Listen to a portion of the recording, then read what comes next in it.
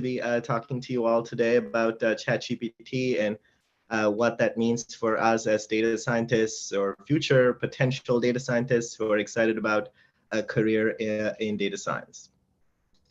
I'm actually dialing in from California this morning, so it is around 7 a.m. for me, which is already an indication of how globalized our world has become today. Just a little bit about myself. Thanks again, Sanjay, for the great introduction. I am a PhD by training. Over the past 14 years since I finished, I started my career, I've been working on all kinds of data science problems, applying, natural language processing, artificial intelligence, and I've sort of, had the privilege to see how these technologies can make the lives of so many people easier, whether it's farmers in South India, rice farmers in South India using this technology to comply with government regulations, or a large European railroad which uses this AI and machine learning technology to run their daily operations.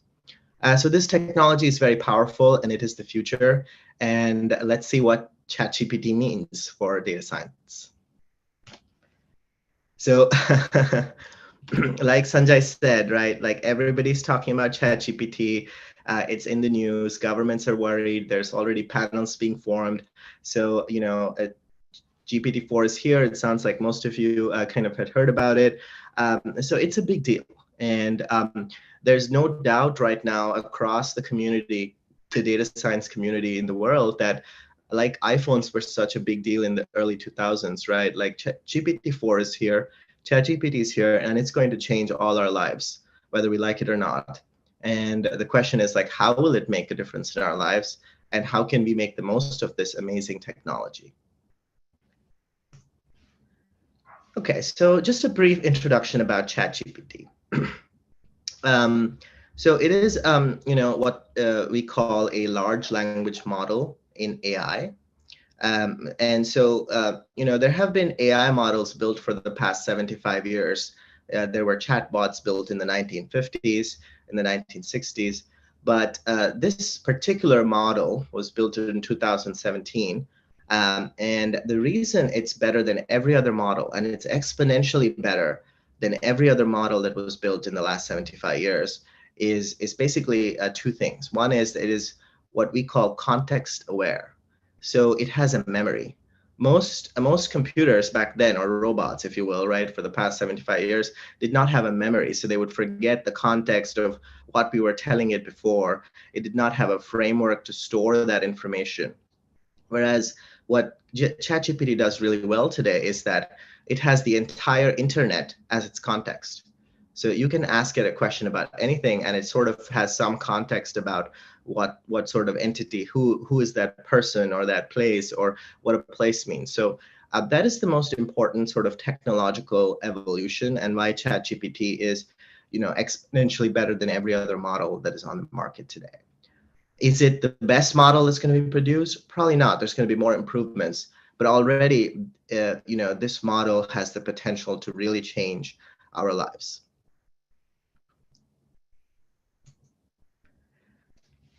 And some simple examples, right? So as a professional data scientist, like one obvious way that I use ChatGPT today, and everyone on my team uses it, is to write code. Writing code is one of the hardest parts of, a job as a data scientist or a computer science programmer, right? You have to think about the syntax. You have to sort of go back into your memory and sort of form the skeleton, make sure, you have the variables. Now, all you have to do is explain in English what you want, and it spits out the code skeleton for you. And already, many teams and recent research is reporting that the productivity of programmers has gone up by 10, 20% as a result. So that's one example. And, the list goes on and on. If you are planning a 5-day vacation to Tanzania and you don't know anything about Tanzania and you don't have the time to do research, I tried this recently. I just went to ChatGPT and said, I want to spend 5 days in Tanzania. I'm on a limited budget. What is the itinerary you recommend? And it spit it out for me. It even was able to know what times the safaris are open. So it was able to really collect a lot of information and synthesize it, right? So it really can help you brainstorm your ideas. It can summarize or simplify complex topics for you. I sometimes go to ChatGPT and ask it, explain to me like a 5-year-old kid how quantum physics works, and it explains it to me using beautiful examples. It tells me a lot of jokes. Sometimes if I want to, if I want to write a funny joke, or maybe you want to send a romantic poem to your significant other, today you can just go to chat.openai.com, and it will create that for you. So it's already kind of pretty useful, right? It's kind of pretty powerful, and so that's something that I want to sort of bring home here to the team, to all of us here, that ChatGPT has a lot of potential both in our professional and personal lives today. Now that we know a little bit about ChatGPT, let's talk more about data science. And data science, according to the U.S. Bureau of Labor Statistics, is the fastest growing profession for the years 2022 to 2025. It is professionals who have some expertise in statistics, some computer science, and some domain knowledge, and they are able to generate insights, actionable insights from data. So they could start using data to sort of help make business decisions, whether it be hiring people or it be sort of deciding the price point for a product you're selling in marketing, or it could be about sort of figuring out your supply chain optimization, right? And they typically do some coding either in Python or SQL. And more recently, there's a whole slew of libraries like Sanjay mentioned, right? Like scikit-learn, PyTorch, and so on. And they have some basic knowledge of statistics and understand how to think about numbers, right? There's a quantitative bent to their way of thinking. So this is the profession of data science. It is a high-paying profession. The jobs in data science often tend to pay more than the average white-collar profession. It is a highly growth-oriented field. So if you're good at math and you're excited about working with data and seeing how that can impact the world, it's definitely a career that I would encourage you to consider. So now that's the big question. Now that all these fancy robots like ChatGPT are here, what does it mean for us as data scientists? Like, how will it change our lives? Like, how can it help us, right? So one thing I already mentioned to you is sort of writing code. It really is a big deal in terms of like when you want to write something up from scratch, it is so much easier when it does a lot of the grunt work for you. And oftentimes you're reading someone else's code. In companies, right, you work in teams of people. It's there are sometimes hundreds, thousands of people. Different people are working on different parts of the code, and so it's a team effort. And so sometimes you want to understand what the other person wrote, and you want to summarize what they've done. So instead of reading through maybe 100, 200 lines of code, sometimes 1,000 lines of code, ChatGPT can summarize it for you in 3-4 lines and explain to you exactly what it's doing. And it can do a lot of the boring tasks of data cleaning, or like any job in life, like any profession, there's always going to be some repetitive, boring stuff in any career. But ChatGPT has the potential here to almost take away all of that, whether it's data cleaning or it's data pipelines or translating between languages. Sometimes, some old systems use Visual Basic or SQL, and some other systems use C++ because it's very fast and time is of the essence. So in those cases, we tend to, it helps us translate between languages. Sometimes you have to look at reference manuals, understand specific statistical inferencing tests, and people used to use Google, but ChatGPT in a sense is Google on steroids, because it will give you one answer and it is most of the time the correct answer. And if not the correct answer, it helps us get to the correct answer. ChatGPT is amazing, but ChatGPT is not perfect. ChatGPT has its limitations, and some of the limitations are fundamental to the way it's built. As a large language model, there are many experts in natural language programming and artificial intelligence who kind of have found limitations with ChatGPT, right? One example is that whereas ChatGPT did a great job in terms of GMAT or GRE exams, it actually failed India's joint entrance examination, the IIT JEE exam, because those are complex problems that require a mental model forming, right? So whereas ChatGPT can do a lot of things well, it can process a lot of information quickly and summarize it for you. There are certain there are certain types of mental models that the human brain is so creative that it's most people predict that it will be many years before we can even figure that out, if we can automate that aspect of our human thinking.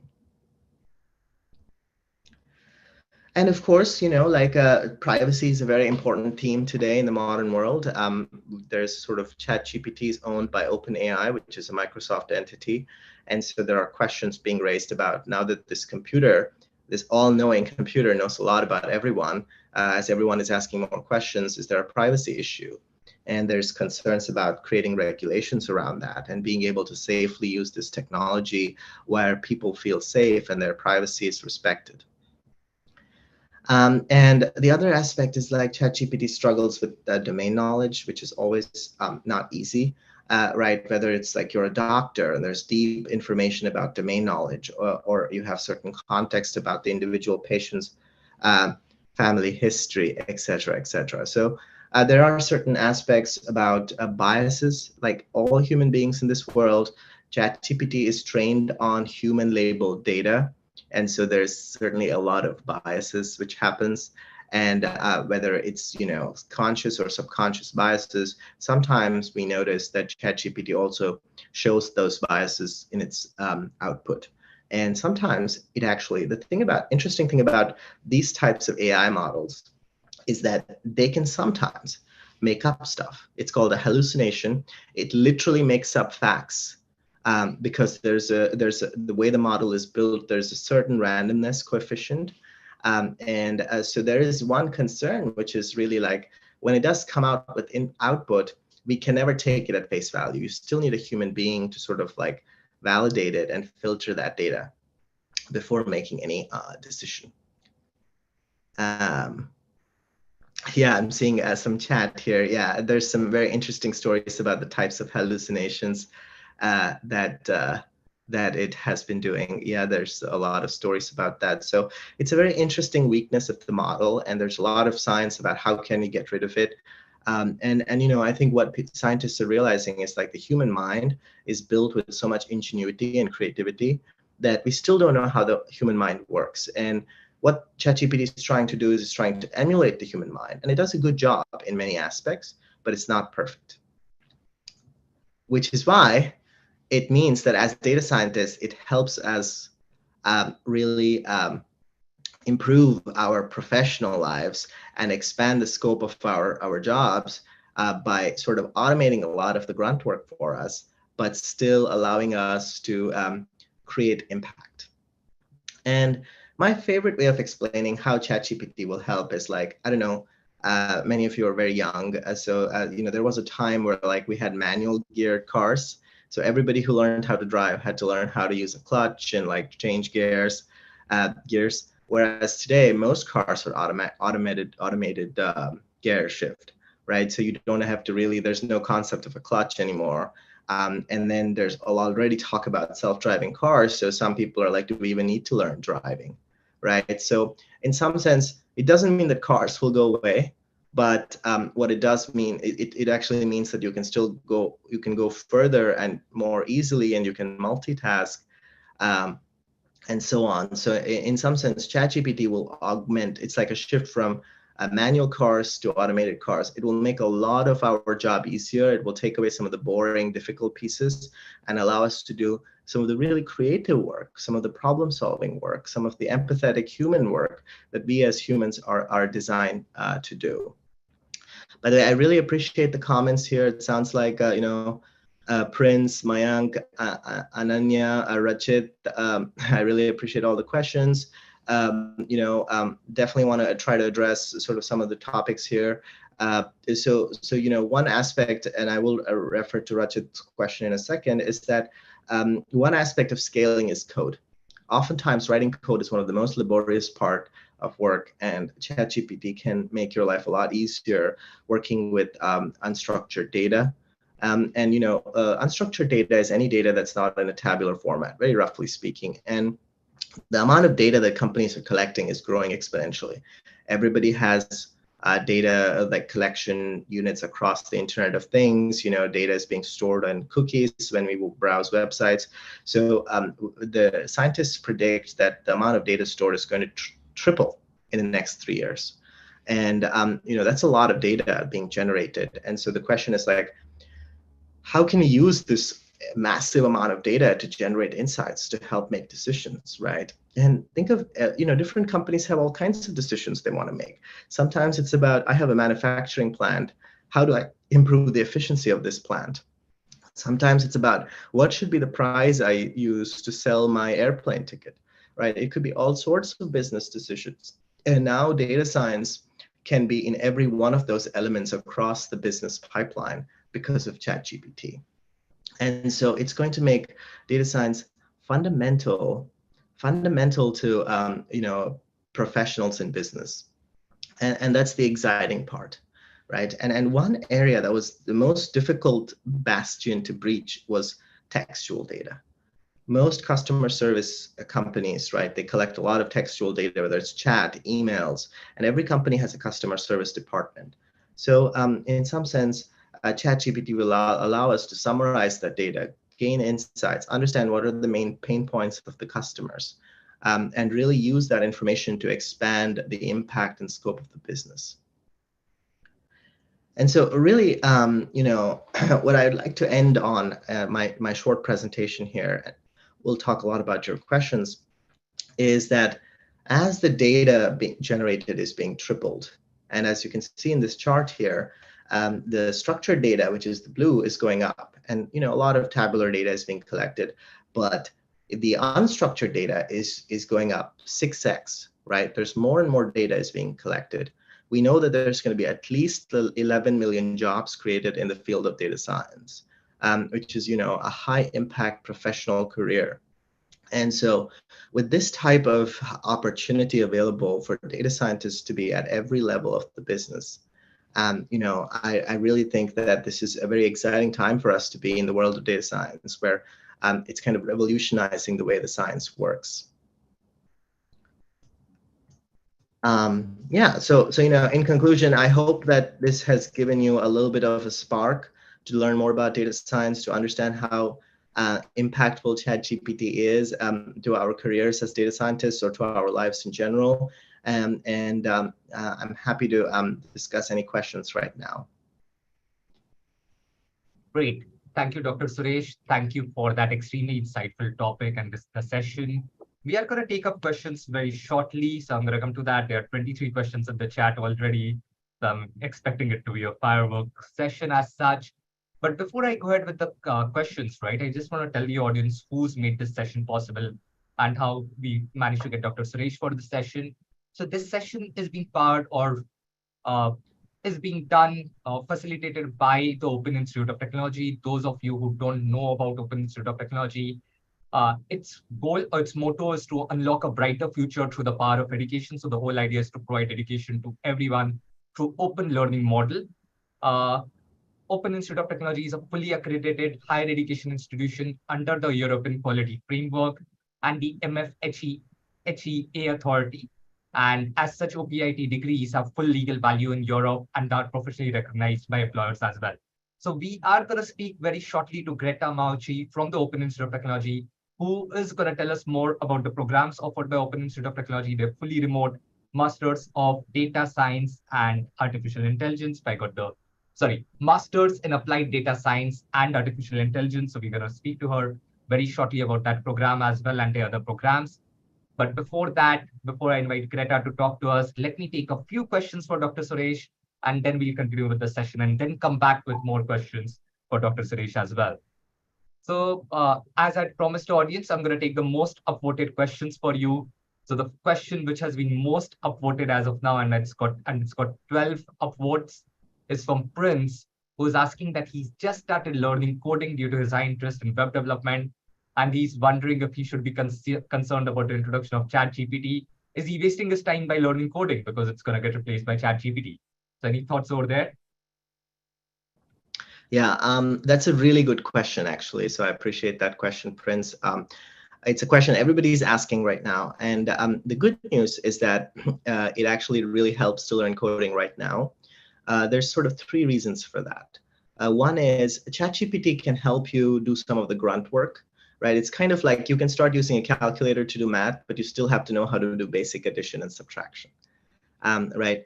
The second aspect is that there's a huge concern around sort of like ChatGPT is not necessarily the most structured way to write. The code isn't always like computationally efficient. So like when you understand the basic algorithms of coding and the importance of that, it really helps you sort of scale as a professional in data science and computer science. The last thing is there's something called the risk of de-skilling. And this is an example in airline pilots. Because nowadays most of the flights are automated pilots, a lot of the recent pilot training programs, they stop training you many things about airline pilots. And so that actually results in this huge de-skilling, and that creates a risk when like there's turbulence, like, when the autopilot shuts down, do pilots know how to like operate on air? And so the risk of de-skilling is very real. So many companies and industry consortiums are really insisting that we make sure everybody learns programming and the fundamentals really well. Great. Thanks for the response. I think this was a more fundamental question around the job insecurity or the mindset around that. So I think that it does address the concern. So thank you for that insight.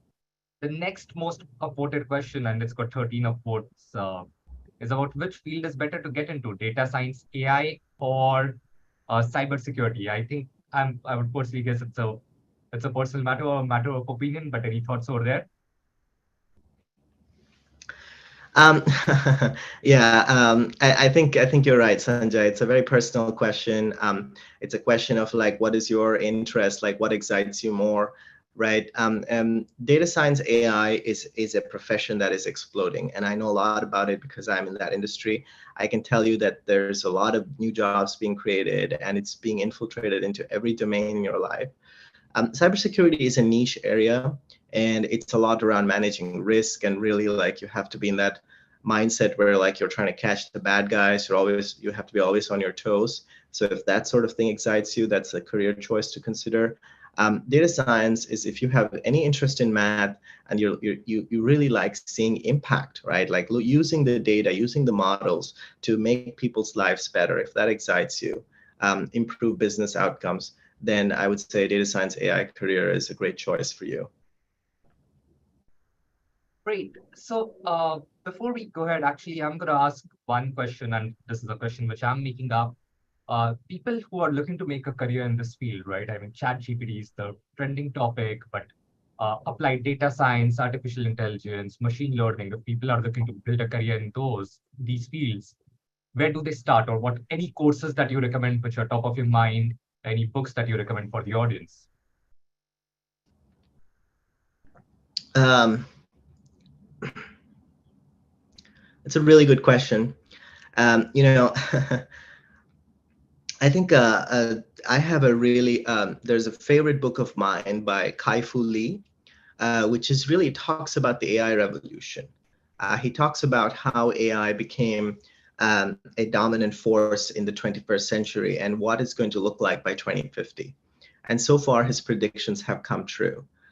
So I definitely, if you're interested in learning more about the subject for context and for more awareness about like the social and technological aspects, I would recommend reading that book. It's a good inspirational, like, read. In terms of courses, I'm really a fan of OPIT's program. It's very convenient. It's very easy. You don't have to quit your job. You can start taking it on the side. And the curriculum is designed to be very practical and very efficient. So in a short span of time, you learn all the core skills you need to thrive in the industry. And then it's a question of like aptitude. Like I would recommend, if you did some linear algebra back in your undergrad, or if you did some basic algorithms and data structures back in your undergrad, if that sort of thing really interests you and you feel like you enjoy working on that, then definitely I would encourage you to look at OPIT's website. There's a lot of interesting courses there.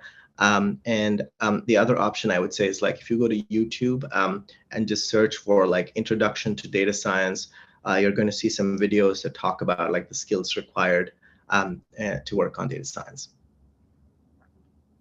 Interesting. With that, let me start our second poll for the evening. I'm going to come back to the audience questions shortly. There are 38 questions already in the chat, in the Q&A box. My apologies, we'll not be able to take up all of those, but we'll surely take up a few more for Professor Suresh very shortly. But before we do that, let me run our second poll for the evening. Those of you who are able to see this on your screen, the question is, are you interested in pursuing a master's in applied data science and artificial intelligence? It could be it could be an MSc program, a master's in a related field either, but are you broadly interested in the domain of data science and artificial intelligence? If you are, then the response is yes. If you aren't, then no. If you're curious, want to know more before you make up your mind, then that's the third option for you. I'm going to keep this poll open for another 5 to 10 seconds. So please do respond. It would be great to know where you stand or what your interest is. Once we are done with this poll, I'm going to invite Greta Malchi from the Open Institute of Technology to tell us more about the institute, to tell us more about their MSc in Applied Data Science and Artificial Intelligence.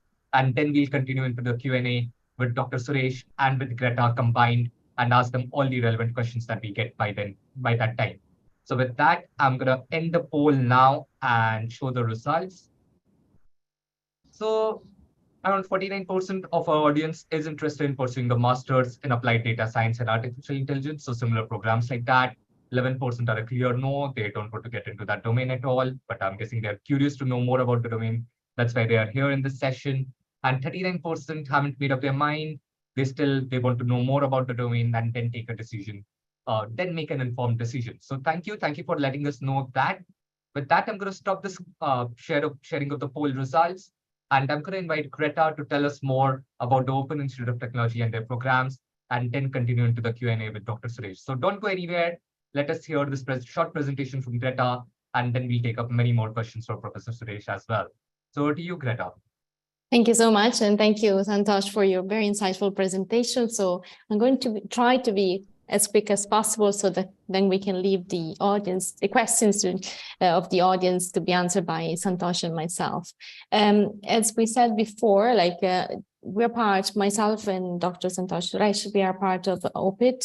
OPIT is a new organization that has been developed and designed in order to make sure that we can train the future generation, the next generation of leaders and managers in the field of computer science at large and data science in specific. When we were talking today about data science, and the master in data science is one of our programs. We really thought with the rector, Professor Profumo, who has been Prime Minister of Education in Italy, how to overcome territorial and income barriers, and in order to democratize in a certain way the access of a fully accredited, affordable, and competence-based and high-quality online education in the field of information technology.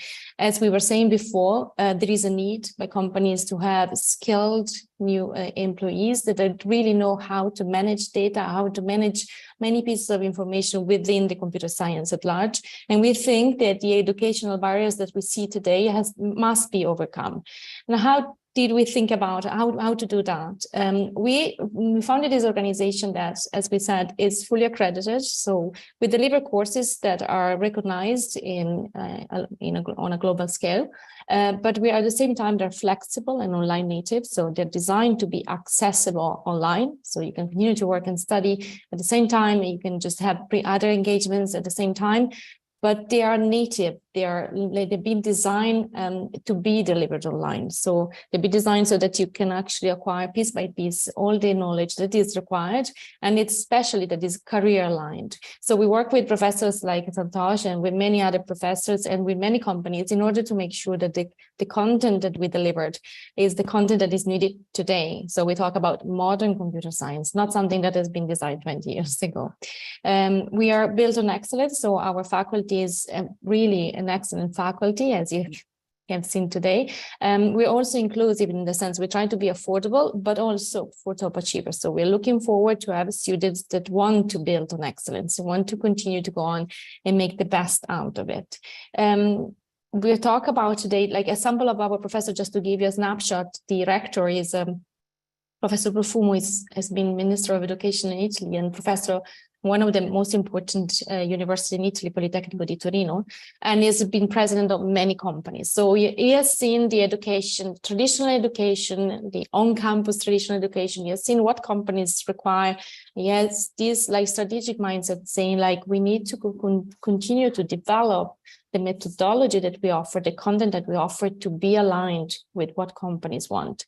So our professors, starting from the program head, they're all professors that are like, they teach in different universities, but at the same time, they are people working in companies. So Santosh himself, he works now for PayPal, he worked for Meta and McKinsey. We have professors like coming from Canada, from the US, from Europe, like so Germany, Denmark, or even Morocco, and many other countries. But just to give you an idea, they do work in companies and at the same time they teach. That's why, because we believe that this combination, this combo is very important. We need to speak the language of today, what is required today. The programs that we offer, we have some bachelor programs and master programs, but they are both designed in a similar way. So if for those of you who do not have a bachelor degree, we have a bachelor in modern computer science, which is at the basis of what then is important to have for data science. But if you're interested in that, I can give you more details and you can write to me. And we have the program, the master in applied data science and artificial intelligence. This is a master of science, so it's delivered over 18 months, but you can actually do it in 12 months. There is a fast track option. As we said, it's a European accredited, so we actually grant the ECTS. We have 90 ECTS. We will start in October, and it's been designed with a hands-on methodology. As we were seeing before, everything about data science is exploding at the moment, but what is really lacking is the application of data science. So what we're going to teach in this program is how to apply your knowledge in multiple industries. So we start with the foundational tech courses on artificial intelligence. Of course, you learn a little bit about coding, Python, cloud computing, machine learning. And then what you do in the second semester, which is the most important, they're all courses of data science and artificial intelligence applied to business. So applied to the sports sector, energy sector, the luxury sector, any type of sector, the financial sector, of course, they're very important. But even like if you think about now healthcare and the medical sector are exploding. And this is because we want you to learn a methodology. At the end, as we were saying with Santosh, technology is advancing all the time. And there is a fear that technology can actually get our jobs. But what technology cannot get is our creativity. We said it before. And our ability to apply the methodology to different type of situations. So this is what we're going to focus on, is like to become a data consultant.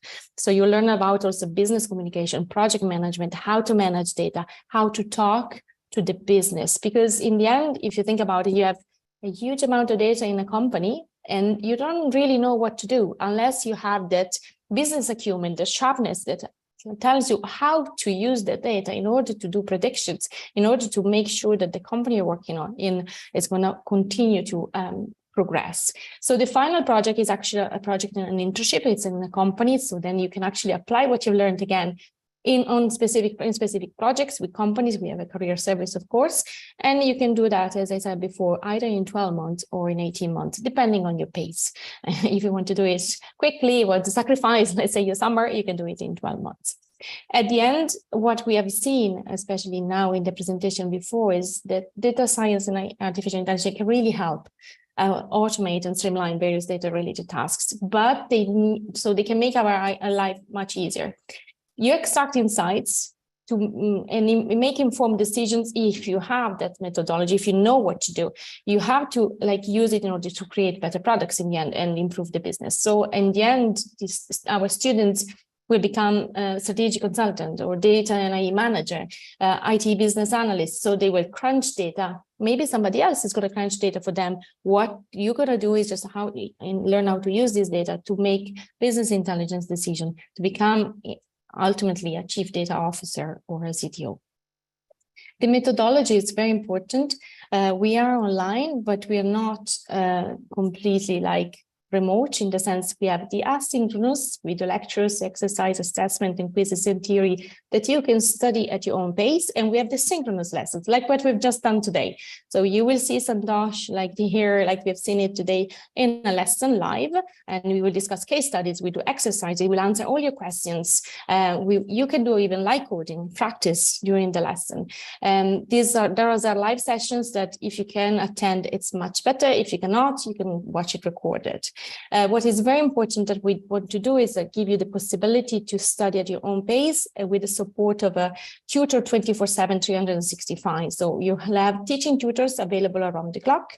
And the exams, they will be continuous, in the sense there is no final exam, you know, that big exam that you have to do in university and just to study for the final mark. No, we have 2 to 4 progressive assessments throughout the course, because what's very important for us is that you learn, understand the content and move on.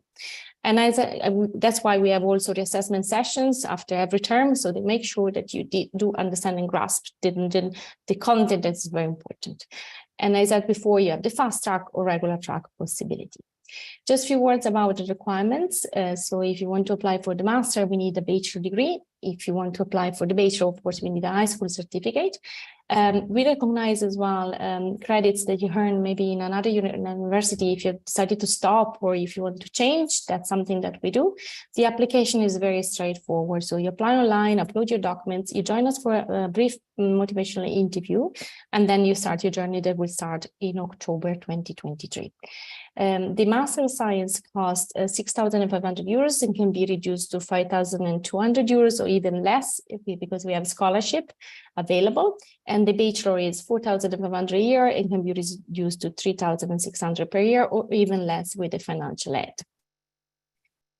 Okay, so then it's time for the Q&A, I suppose. Thanks. Thanks, Greta. That's been very interesting. And I see some questions come in. There have been questions around eligibility and if people from an accounting background can apply to a master's in computer science. So there are some questions coming in. I'll take those very shortly, but I want to bring in Dr. Suresh into the picture once more. There have been a lot of questions coming for him as well. So I want to take some of those before we understand more about the programs. Dr. Suresh, the next most upvoted question, which is there, is around plagiarism and how ethical it is to use ChatGPT for getting your work done. So I'm going to combine a few questions. So one is around plagiarism. Second is around, would ChatGPT encourage moonlighting? I'm not sure if you're familiar with the term, but a lot of it's become caught on rage in India over the last few months, where IT employees have been moonlighting with other employers or taking on part-time projects with other companies. So would ChatGPT encourage moonlighting? And I'm going to combine one more question into this, which is about would ChatGPT and other AI tools inhibit human creativity and potential of the human mind as such? So 3 broad areas combined into one: plagiarism, human creativity, and moonlighting.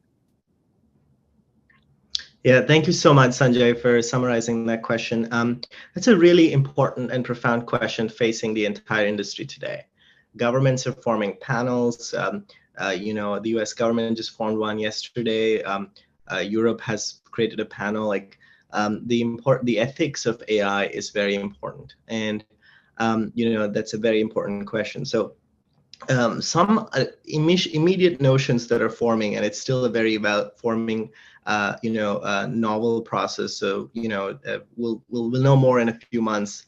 One aspect of plagiarism is like plagiarism could be used in many contexts, right? It could be in education, where like people are using it to like do their homework, right? It could be more in like business, where you may be stealing some trade secrets. I think everybody's evolving. Universities are getting smarter, and sort of like what Greta mentioned, we expect that the coursework at OPIT will be a lot more creative. And the creative aspect of the human brain, ChatGPT still cannot replicate.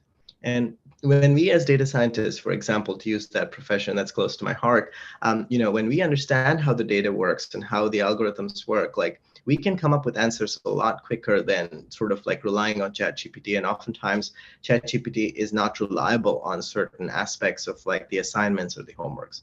So that's sort of address the plagiarism aspect of it. In terms of moonlighting or not, or in terms of like, the reality is that the industry is evolving, and it's kind of like, 30 years ago, if you had a high school degree, that was sufficient education for everybody. You probably had a lot of job security. Today, you need an undergraduate degree in order to have a good white-collar professional career, right? So in some sense, like everybody's going to get better at doing their job, especially data scientists and IT professionals. And companies are going to expect that sort of higher level of output. And so, eventually the performance evaluations will adjust. So in some sense, for me, this is a huge motivation for us to really upskill ourselves and become better at delivering impact. Now, the last question about creativity is a very interesting one. So there was a contest done. So by the way, like ChatGPT failed the accounting and JEE exams, where you need a lot of creative and mathematical modeling. And there was a contest done about like a poem. There was a poetry contest in which ChatGPT wrote a bunch of poems, and then the best poets in some high schools in North America wrote the poems, and the high schoolers' poems were ranked higher than ChatGPT's poems. So there's still a huge room for creativity, and I would be surprised if ChatGPT can like beat human creativity still. So. All right, interesting. So I'm going to follow up with another relevant question on this same topic. And this is being asked by Akhil Ibrahim, who's asking if ChatGPT reaches its ultimate potential in the future. So maybe not today, and this is something you and I have been curious about as the versions evolve, as the iterations evolve, and it reaches its ultimate potential. So do you think at that time it may pose a threat to human creativity? And I'm going to follow up and bring in Akhil's question over here. His question is a little counter. His question is, which jobs would survive? Which jobs would be the most enraged jobs when ChatGPT really becomes more popular? These are really great questions. So I really appreciate the audience thinking so deeply about this. Nobody knows the perfect answer yet. So what we call is singularity in the AI field is like when a computer becomes just as smart or smarter than a human being. And people have predicted that we are going to reach singularity in 2025, in 2050, in 2100. But the current consensus is that we are at least 15, 20 years away.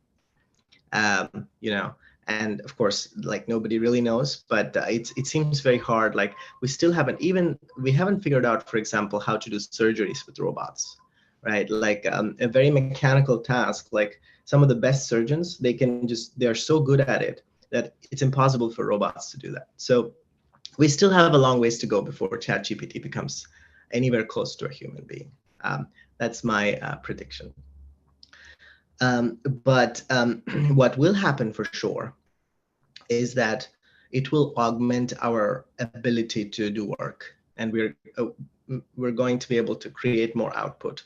And so the types of jobs that will survive are being deep in a business context, right? Like if you're, for example, in the medical industry, like knowing a lot about how the medical industry works, who are the stakeholders, like what is the billing codes, right? Like being very context expert, context aware, and being deep in the context, those types of jobs will survive. People who are managing people, leadership, ultimately humans run the world, and you have to understand how human beings work, and you have to lead and manage them. And so that leadership is a very active industry that will continue to survive. And of course, I am very optimistic about the profession of data science. It's kind of like, today we value doctors a lot because doctors understand how the human body works. And so soon, robots or machines will do a lot of work for us. And data scientists are the doctors for those robots. And robots will break, robots need maintenance. And so in those professions, in those cases, I really have a lot of excitement for the career of data science. So I think if I can summarize this, the perspective is to, instead of looking at it like a threat, look at how it can complement human ability and make us even more impactful. Would that be the right way of saying this? Exactly. Yeah. Awesome. So don't worry, we are still safe. There are still going to be opportunities for us. But Greta, I want to bring you in over here, and there have been a couple of questions around the programs and how people can pursue the Masters in Applied Data Science and AI at the Open Institute of Technology. The first question I want to take up is from Emmanuel, who doesn't come from a computer science background. He has an accounting background, and he's asking if, and five people have voted this, so I'm assuming others are concerned. You're curious about this as well. Can people from a non-computing background still apply for the Masters in Applied Data Science and AI? Yes, that's a very good question. Thanks. Because we actually, when we designed it, we really thought about that. And we said yes, because in the end, ultimately, this is like a program that will support you become a data consultant. So it's the person in between the business world and the tech world. Some of you will be more like keen in the technical part and need to actually sharpen their business acumen in order to mix the two things. And some people the other way around. So that's why in the foundation, we tackle all these issues about like the foundation of becoming an expert in analyzing data and in a way understanding data. And in the second part, it's more about the application. So really the program is start for both type of people, but especially for people who do not have a background in computer science. So yes. All right, perfect. So those of you who don't come from a comp science or technology background still want to get a pie of this exciting industry, then possibly this program could be your pathway into that career goal as well. Greta, I'm going to take up one more question, and Professor Suresh, I would welcome your opinion as well. So this question around people wanting to build a career in finance and talking about how can this course or pursuing a master's in data science prepare for a career in finance. I'm assuming since it's a numbers-driven industry, anything related to data science is going to be very handy over there. But your opinions on this? Well, finance is actually one of the most important sector where we see data science applying. Financial risk, all the analysis, like fintech, if you think about it, it's a lot like being able to combine finance and data science is actually one of the most exciting part of what data science can do. And like Santosh just is working in PayPal, I suppose that you need to have like a knowledge of finance as well. So it's either the sector where you're working in where they do treat data like financial data, or being a financial service like a common person yourself, you need to understand how to analyze data, because there are so many data to be analyzed in that sector. So I would say that today, being like someone interested in finance, by combining data science, you actually can achieve a lot in many different types of sectors. But I don't know if Santosh, you want to add something to that? Yeah, I agree. Like, as like Greta mentioned, I work at PayPal, which is a fintech company, and they use data science every day. Like, I wake up to data science, I go to sleep to data science, and risk is a big deal. Like, sometimes we want to measure the risk of various players in the market, and we use a lot of data to be very objective about those decisions. So understanding those statistical concepts, understanding how the models work, it's a very lucrative way to sort of like apply that to financial knowledge. And like Sanjay mentioned, markets generate trillions of bytes of data every day. And whether it's financial stock markets or like trading markets or commodities markets. So, being able to understand that data and use that data to sort of influence your decisions is a very important aspect of a data science career opportunity. Great. So I hope, Srihari, that answers your question. So whether you're looking for a career in finance or accounting or other domains which involve a lot of numbers and data-driven decision-making, I think the Masters in Applied Data Science could be an option for you to look at. Those of you who joined us late, this session is being brought to you by the Open Institute of Technology. They have a bachelor's, they have a master's in applied data science and artificial intelligence. So if you missed this part, or if you missed some part of this session, you can watch the recording of this session on Seed's YouTube channel. I've posted the link in the chat window as well. So you can click on that link and watch the session from the very beginning on our YouTube channel as well. There were a few requests for that as well. So we still have the last 5 minutes before we wrap up this session. I know Dr. Suresh has a hard stop, so I'm going to take up a few questions for him now and then go ahead from there. The next most upvoted question, Dr. Suresh, is from Aditya Singh Parihar, who is asking data engineering versus data scientist. Which field you think, so the question is not which field do you think is going to be more in demand, but his question is which field do you think would be easier for a fresher to learn? That's a good question. So the way I would explain it is like data science requires a lot of raw aptitude and intelligence and creativity to analyze the models.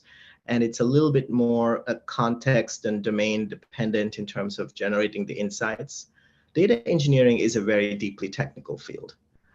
It's a building block. So if you want to, for example, be a data engineer, you have to know tools like Kafka or Looker or like Docker, right? Like you have to go deep, you have to understand cloud. So the learning curve, they both have learning curves, but data science is a little bit easier to sort of come up to the ladder and understand the broader context. Whereas if you want to be, in data engineering, it sort of often takes a few courses so that you get your hands deep into the technology and start playing around with it. Both are equally, I mean, in theory, you could just focus on being a data engineer and you could probably become a very good data engineer in 1.5 years or 18 months. But I would say that data science also, in general, data science jobs have more applicability and there are more jobs right now in the data science market, although that may change and data engineering could be just as popular in terms of demand. All right, that's interesting. Dr. Suresh, I'm going to bring you into this question, and I'm paraphrasing from multiple different questions that I'm reading right now.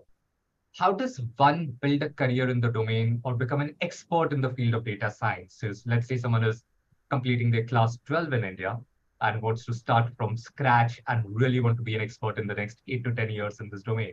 So what bachelors can they, what are the bachelor options they can consider? Which are the master programs they can consider? And would you recommend someone to pursue a PhD like yourself? Yeah, no, that's a really good question, right? I would definitely say like data science is a very technical field. So always, computer science or any math-based major is always a good place to start in terms of like your undergraduate degree. I also nowadays see a lot of universities offering data science undergraduate degrees, which is also a great option. I think it's also a lot about mindset and having that sort of like hobby of like just, a lot of good information is available online today. And being able to sort of maybe doing some practice puzzles on data science, on lead code, right? Just to keep your brain active and keep your juices flowing, if you will. So that I would say is like a good foundation of the technical knowledge and the rigorous education that's required to be a good data scientist. And the other thing I would say is like, soft skills are just as important, which is one of the reasons I'm really excited about OPIT is like there is a good balance of soft skills, whether it's like business problem solving and the ambiguous framing of the problem or like working with projects, working with people. So one great way to learn these soft skills is to work on group projects, whether it's in an undergraduate degree or in your master's degree, like form a group, work on a group project, learn how to interact with fellow professionals. And it could also be like doing things like networking, attending meetups. Every city, if you go to meetup.com, has probably meetups of data scientists who like to talk about technical ideas, who talk about business ideas inspired by data science, just learning from various people. So I will end on the PhD question. So I did a PhD. It takes a lot of dedication and passion. You're really going to be focused for 5 years on a specific subject. So if you are interested in becoming an expert and you're really passionate about the science and understanding about it, that's definitely an option. And my recommendation is like first get an undergraduate degree, then get a master's, and then if you still feel like you want to go deep, then definitely consider a PhD. That's wonderful. Greta, so we know now OPIT offers a bachelor's and a master's. Any plans of introducing a fully remote PhD as well? Yes, that's the next step, actually. Yes, wonderful. It's like, so this at the European level, this level 6 is the bachelor, level 7 is the master, and then is the level 8, and we're going to get there as well. Yes, in the future. So the reason, and we are in the last, I think, just last 1 minute, and since the audience, a lot of the audience is from India, so I'm going to just mention a relatable topic over here. So the business school where I did my MBA, they followed a similar model of getting faculty from around the world to come under one roof and teach over there. This was the Indian School of Business. And I can relate with the OPIT model of getting experts from different parts of the world to come together and instead of teaching under one roof, facilitate this learning virtually now. So I think this is a great opportunity for audience from different parts of the world to get that expert learning from professors like Dr. Suresh and others that Greta showed in her presentation as well. So those of you who are considering such an option, want to get this global learning from a top-tier institution, then check out the programs offered by the OPIT, the Open Institute of Technology. I've posted the link to the bachelor's in computer science and the master's in applied data science and artificial intelligence in the chat window. Those of you who are looking for more information on these programs, do check those out. And Greta, if the audience want to get in touch with you, I remember you had shown an email address, I believe, but if not, it would be great if you can post the email address in the chat window as well. I will, yes, you can write directly to, I'll write it in the chat, so you can write directly to me or to the general email. I'm going to write it here. And also, I suppose if you have more questions about ChatGPT or anything else, I'm sure that also we can answer that with Santosh. Okay. Okay, so you can write either one of these two emails, and I will be happy to schedule an interview with you and see case by case, maybe your background, what you want looking for, and just support you in your next decision. Just want to say something, whatever you decide to do continue to study, because like continuous learning is fundamental for the world we live in. We will not give in to the machines. We are human beings, we're going to do better.